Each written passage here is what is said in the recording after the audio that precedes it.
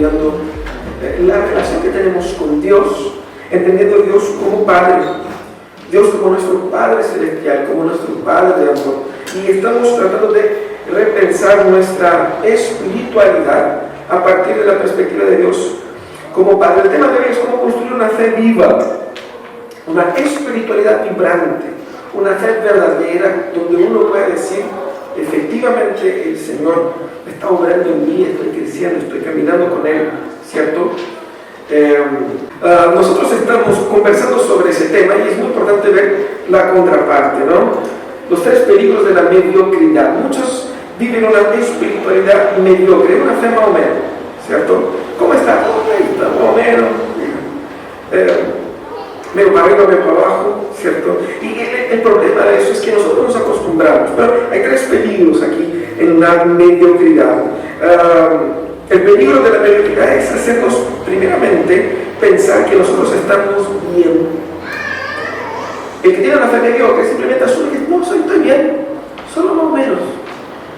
Te da una falsa impresión de su condición. Más que nada, eso es resultado de la ignorancia.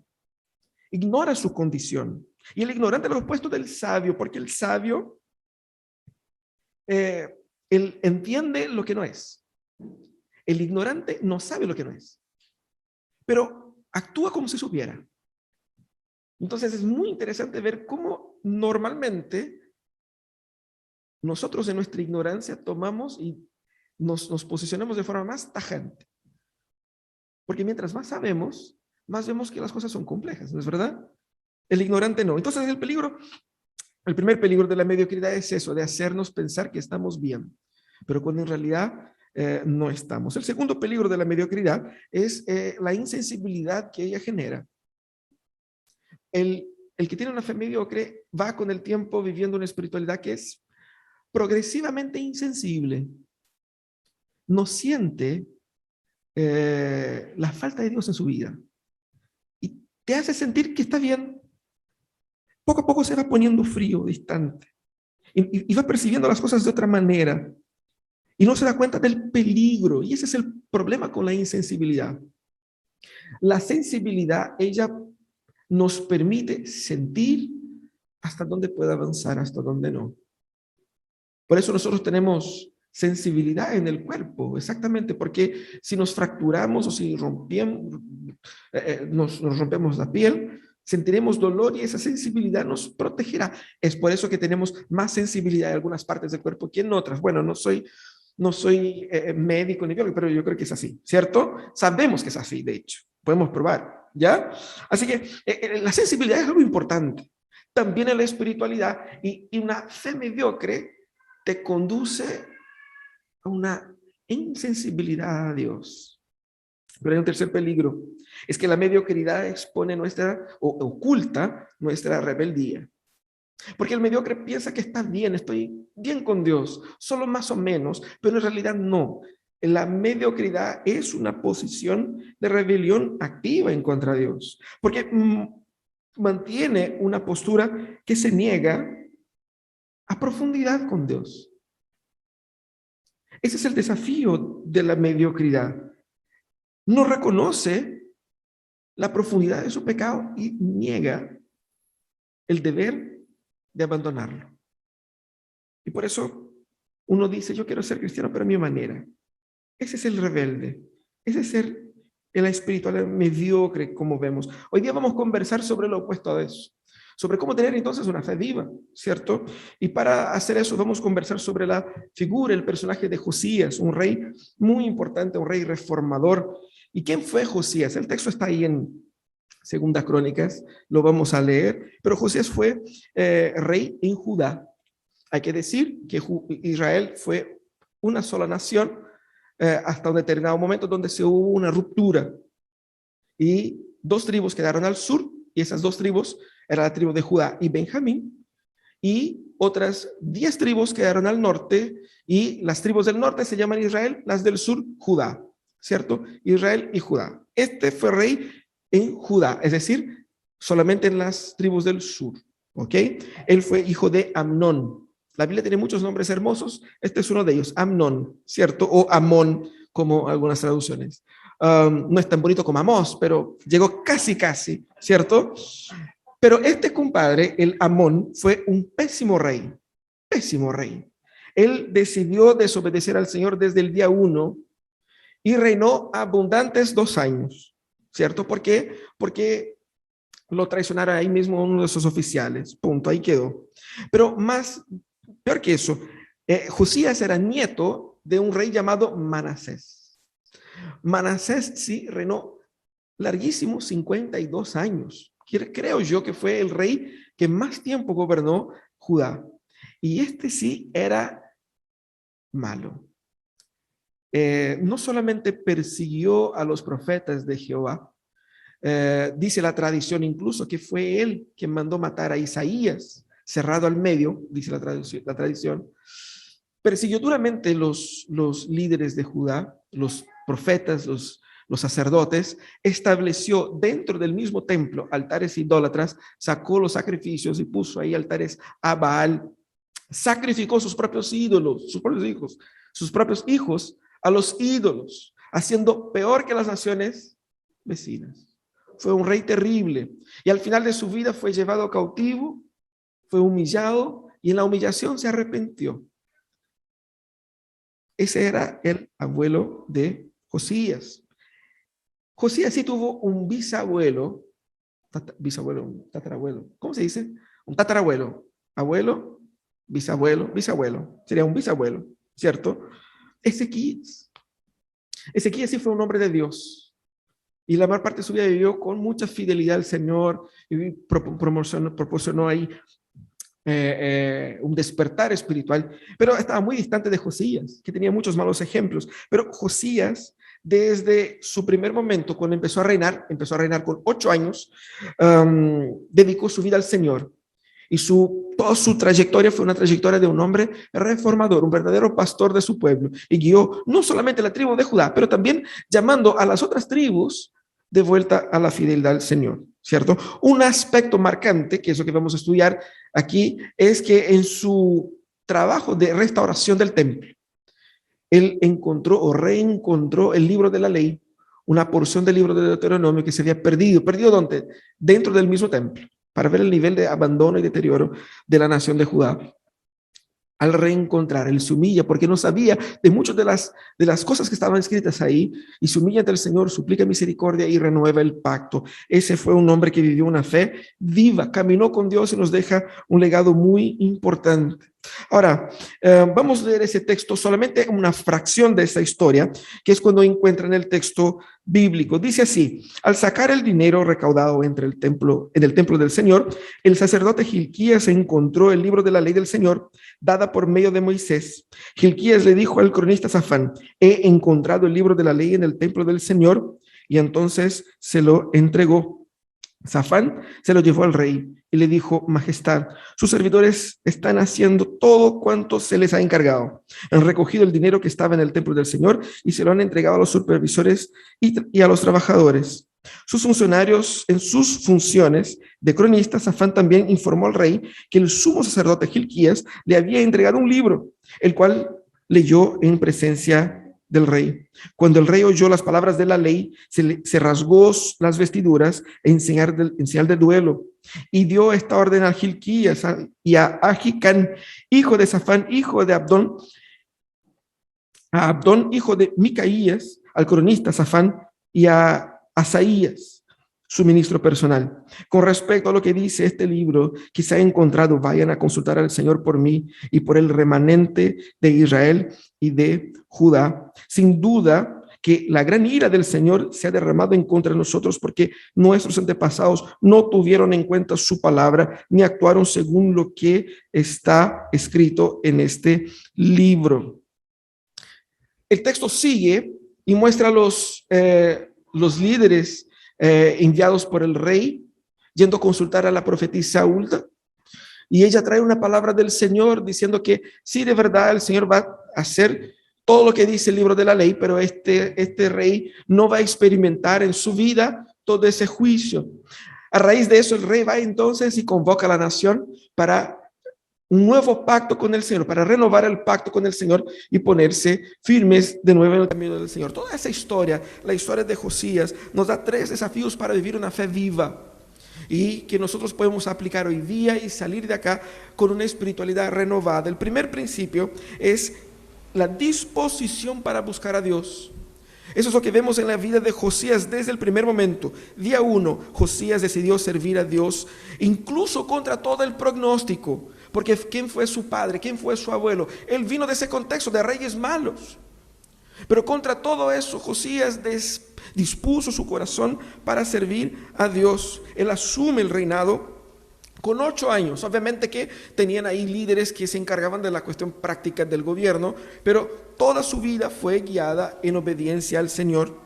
Y su vida es resumida en 3 etapas, pero básicamente el versículo 2 dice: Josías hizo lo que agrada al Señor, pues siguió el buen ejemplo de su antepasado David, y no se desvió de él en el más mínimo detalle.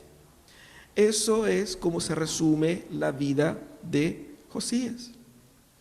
Él no siguió los consejos de su padre, ni los consejos de su abuelo, ni los consejos de algún otro rey, sino que él miró al paradigma de David como gobernante.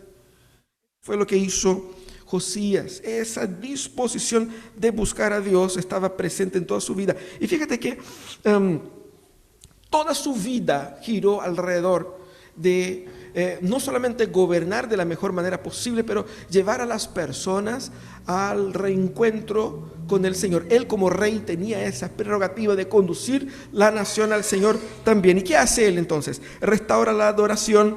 Él llama incluso a las ciudades que no son parte de su pueblo, de su gobierno, de su administración.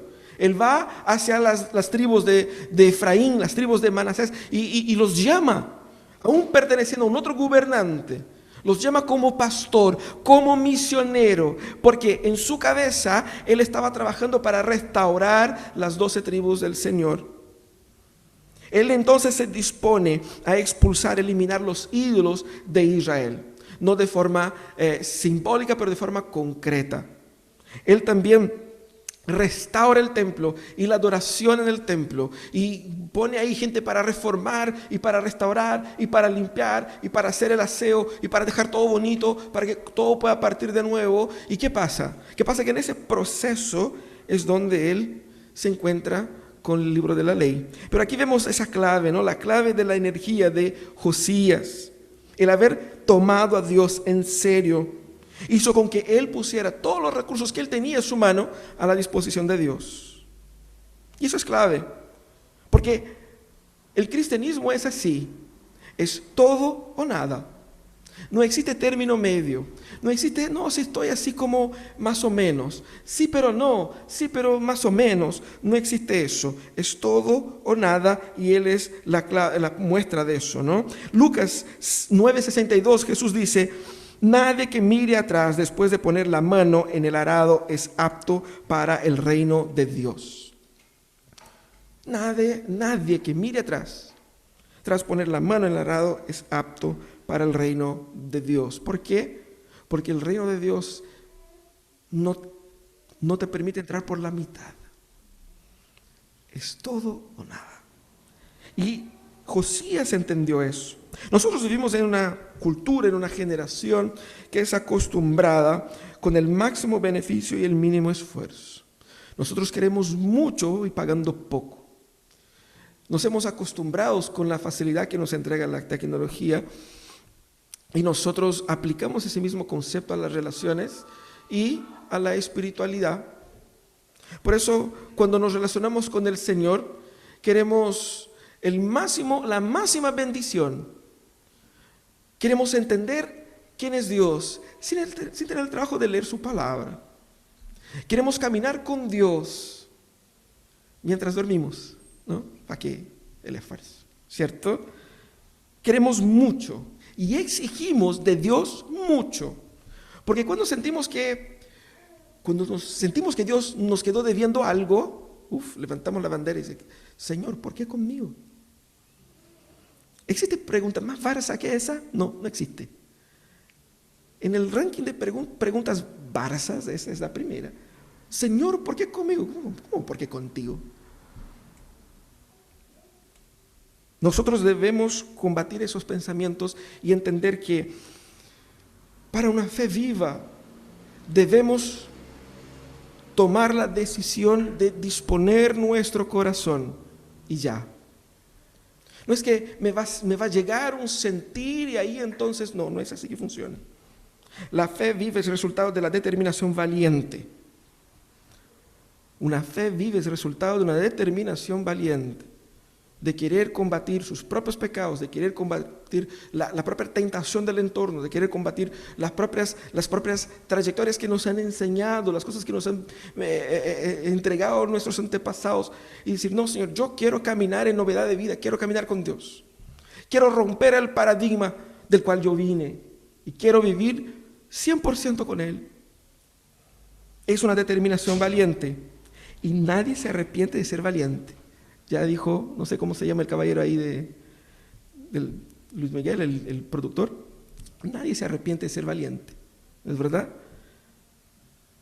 Josías fue muy valiente, porque uno ve aquí el rey haciendo eso como si no hubiera repercusiones.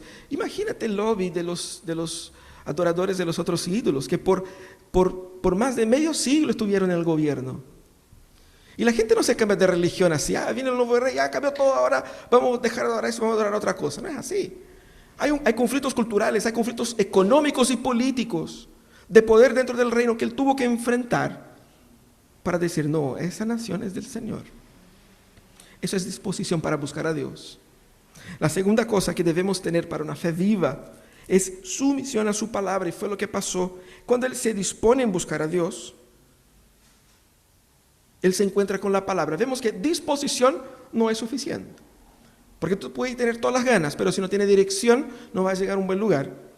Disposición sin dirección es insuficiente, pero cuando nosotros buscamos a Dios, nosotros encontramos a Dios. Eso es lo que dice Mateo 7:8, porque todo el que pide recibe, el que busca encuentra, y el que llama se le abre. Más un contemporáneo obviamente, un contemporáneo de Josías, Jeremías, dijo, me buscarán y me encontrarán cuando me busquen de todo corazón.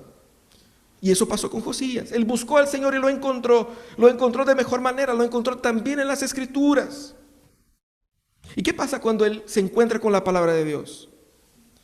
Él se da cuenta que está todo mal, y él podía hacer como muchos de nosotros hacemos. Decir, mira, yo toda mi vida estoy haciendo bien. El problema son mis antepasados, el problema de ellos, ¿cierto?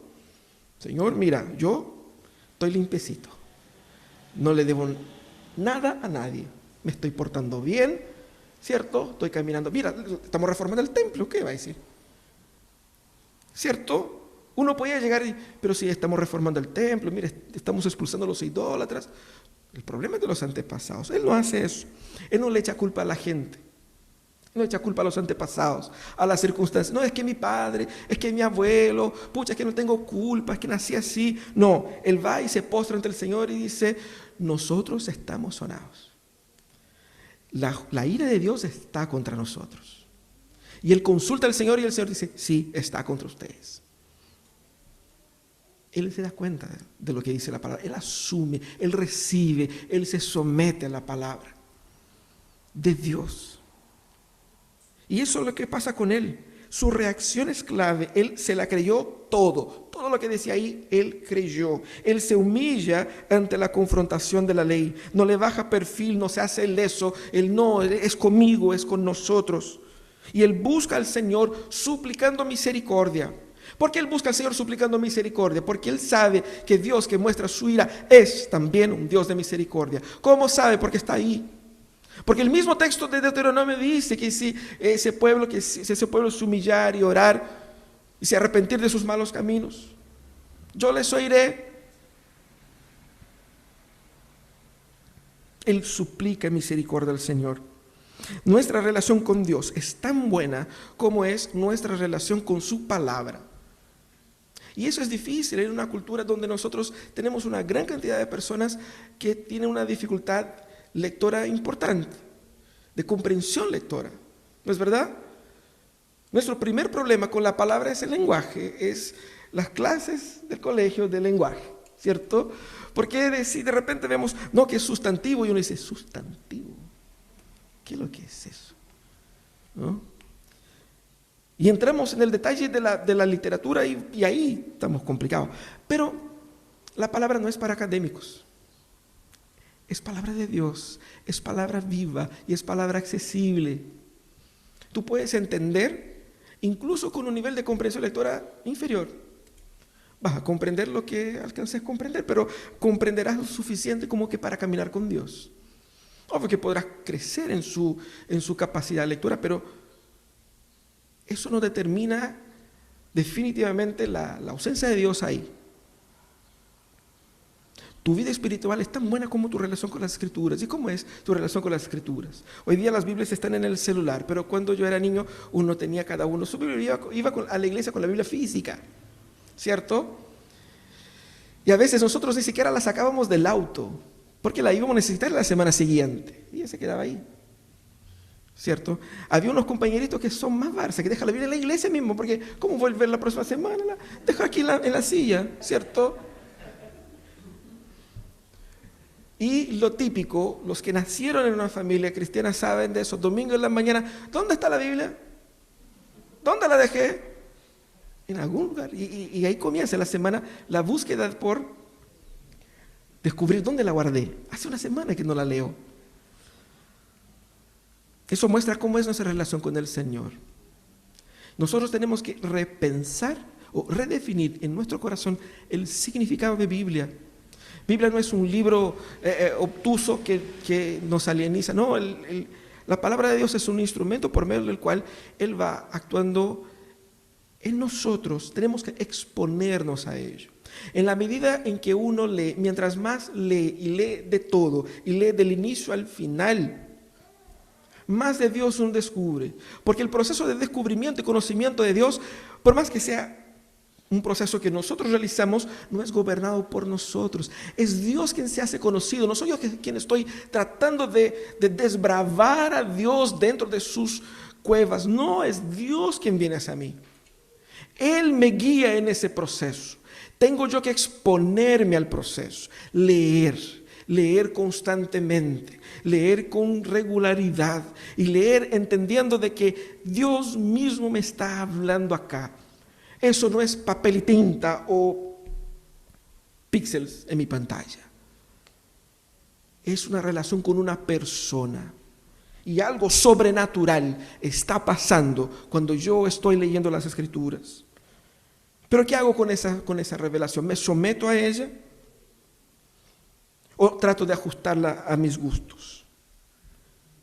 ¿Cómo es nuestra relación con las Escrituras? ¿Cómo la estoy leyendo? Y es interesante que Josías tenía perdida las Escrituras dentro del templo. Pero nosotros no podemos decir eso. No, Señor, no sabía, es que estaba perdida, no sabía. ¿Cómo puedo obedecer algo que no sé si estaba perdida? ¿Cierto? No tengo culpa también, la culpa es de quienes la perdieron. Nosotros no podemos jugar esa carta. Porque está aquí a la mano de todos. Usted puede descargar una aplicación, usted puede comprar una Biblia en la traducción que le guste. Y si queréis ponerte curioso, la compré en inglés. La puede leer en hebreo si quiere, en griego. ¿Sí entiendes? Tenemos acceso.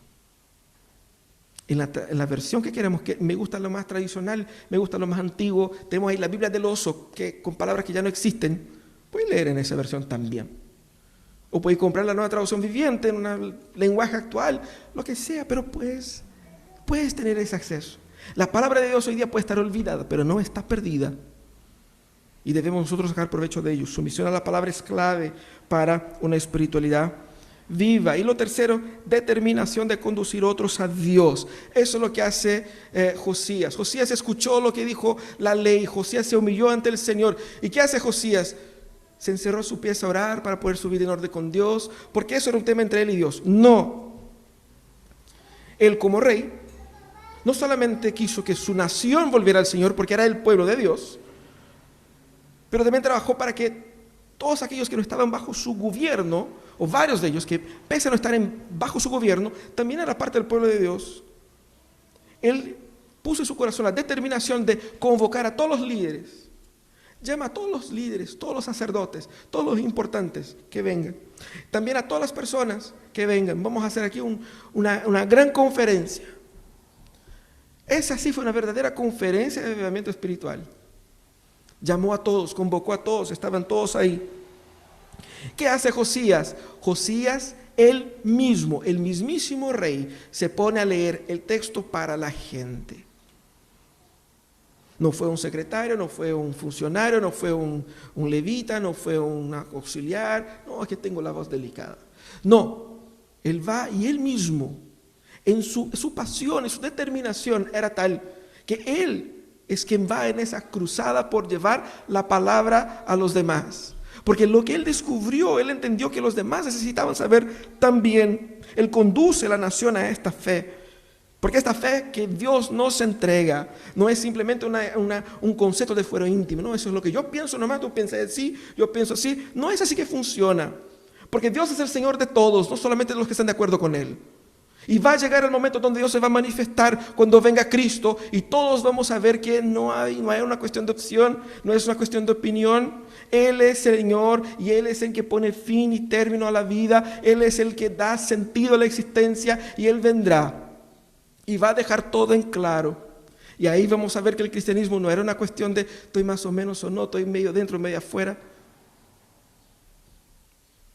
Como bromeábamos en Brasil, que hay muchos cristianos que son cristianos Raimundo.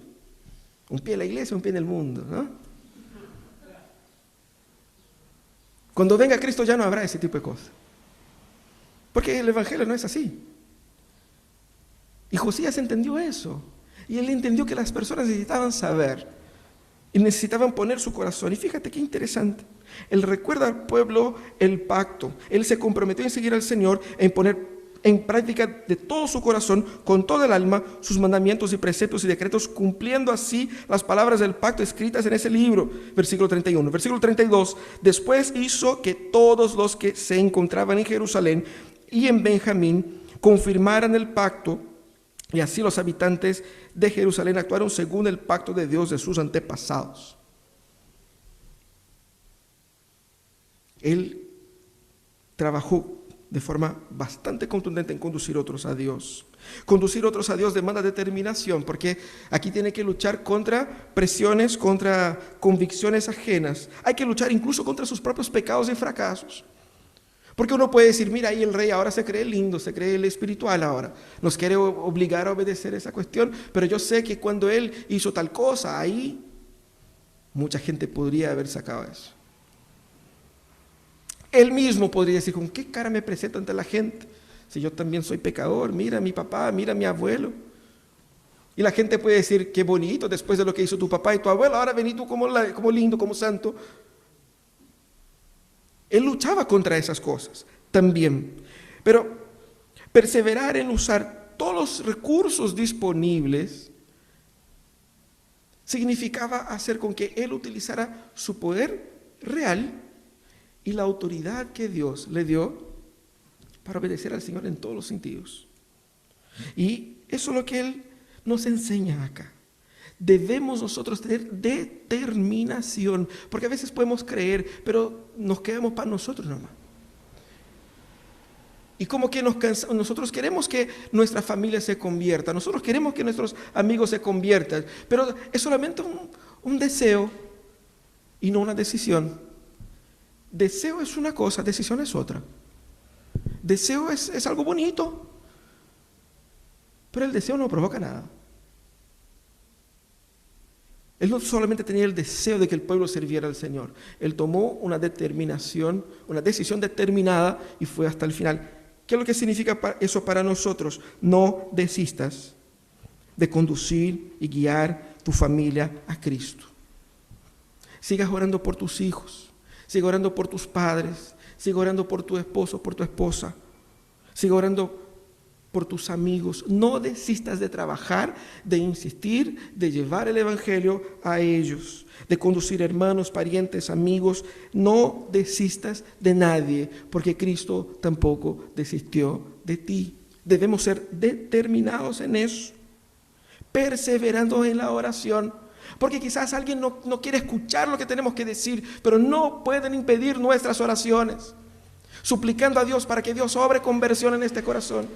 No desistas de orar y no desistas también de utilizar todos los recursos disponibles para transmitir y entregar el Evangelio con palabras y con hechos para los queridos y los cercanos a nosotros.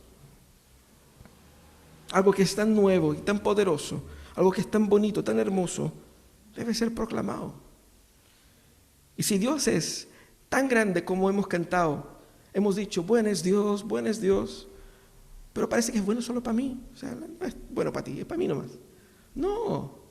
Si Dios es de verdad tan bueno como dijimos, la gente tiene que saber. Porque se lo están perdiendo. La gente tiene que saber. Así que, ¿cómo hago entonces para comenzar esa jornada de tener una fe viva? Primeramente, entiende que todo comienza con arrepentimiento. En el cristianismo nada parte sin arrepentimiento. No importa lo que crees de Dios, eso no te conduce al arrepentimiento de tus pecados, no conociste al Señor. La prueba de que yo conocí al Señor es que me he dado cuenta de lo pecador que soy. Pero ese arrepentimiento es algo que me condena y me atrae a Dios. Es hermoso. Porque en la medida en que veo mi miseria, veo su amor tratando de rescatarme pese a mi miseria y librarme de mi miseria, todo comienza ahí. Todo comienza ahí. Si estás viviendo una espiritualidad mediocre, que cree que está caminando así más o menos, o si no crees en nada, entiende que hoy día es el día de arrepentirse de eso. Porque una espiritualidad mediocre es pecado. Debemos luchar contra eso y vencer eso. Lo segundo que debemos hacer es no dejarse definir por nuestro pasado. Josías no hizo eso. Él no dijo, no, es que mi abuelo, es que mi padre y yo soy así. Dios perdona, Dios restaura. Yo hice tal cosa, bueno, de la misma manera que hay arrepentimiento, puedes recomenzar. No se deje definir por tu pasado, porque Dios hace nuevas historias. Nuevas historias. Tampoco trate de definir a los demás por su pasado. ¿Por qué? Porque Dios también hace de ellos nuevas historias. Así que si ayer fracasaste, si hoy día mismo en la mañana fracasaste, puedes comenzar una historia nueva ahora.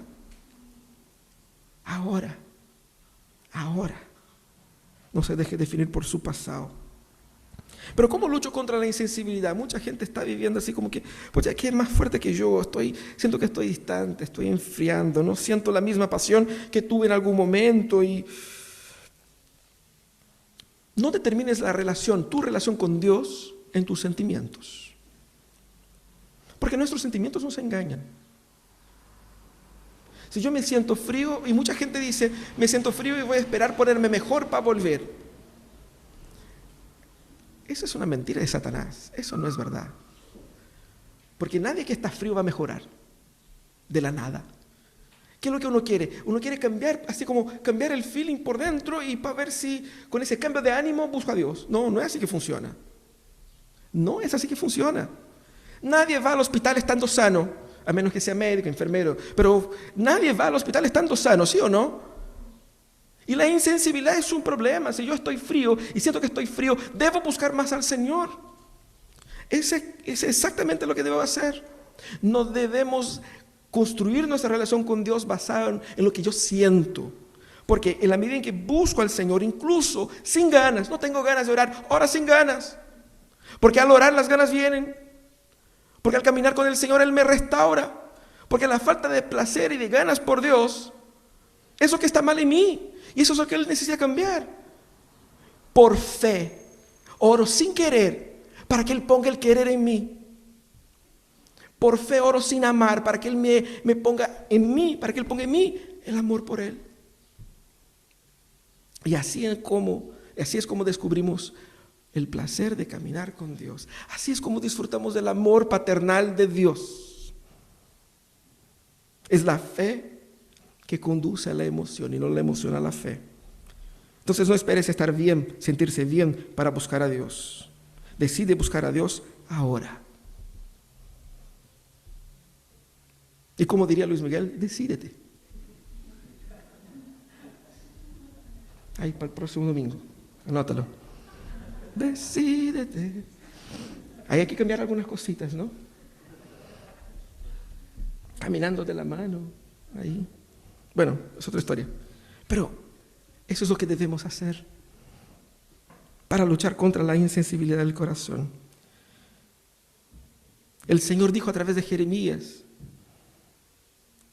a aquella generación me buscarán y me encontrarán cuando me busquen de todo el corazón. Dios quiere ser encontrado. Dios se está revelando. Dios nos está invitando a caminar con Él. Pero yo tengo que entender que la construcción de la espiritualidad viva también demanda de mi determinación, sumisión